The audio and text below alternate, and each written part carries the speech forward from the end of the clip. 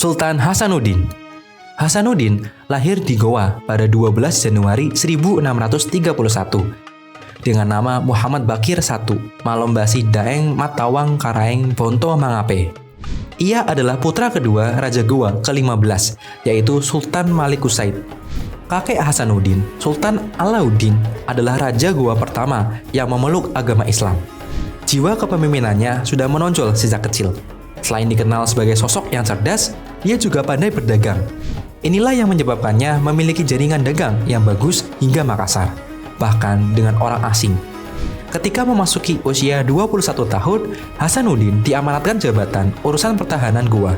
Sultan Malik Usaid telah berwasiat supaya kerajaannya diteruskan oleh Hasanuddin. Sultan Hasanuddin memerintah kerajaan Goa ketika Belanda sedang berusaha menguasai perdagangan rempah-rempah. Goa merupakan kerajaan besar di wilayah timur Indonesia yang menguasai lalu lintas perdagangan. Pada tahun 1666, di bawah pimpinan Cornelis Spelman, Belanda berusaha menundukkan kerajaan-kerajaan kecil, namun belum berhasil mengalahkan kerajaan Goa. Pasukan Spelman ini terdiri atas 21 kapal dan 1.870 orang prajurit, yaitu 818 pelaut Belanda, 578 tentara Belanda, dan 395 pasukan pribumi. Pasukan utama pribumi berasal dari Ambon di bawah pimpinan Kapten Jonker dan dari Bugis Bone di bawah pimpinan Arung Palaka. Sebelumnya, Kesultanan Makassar dan Bugis Bone terlibat konflik karena Bone menilai kebijakan Sultan Hasanuddin sangat menyengsarakan kaum Bone, hingga kaum Bone melakukan perlawanan kepada Kesultanan Makassar.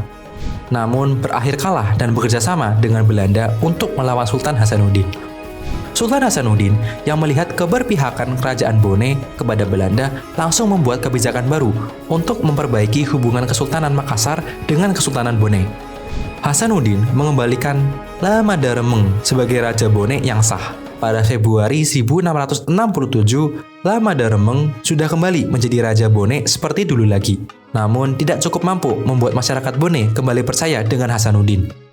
Spelman dan Arung Palaka bersama pasukannya dari wilayah Buton dan siap melakukan perang terbuka dengan Sultan Hasanuddin.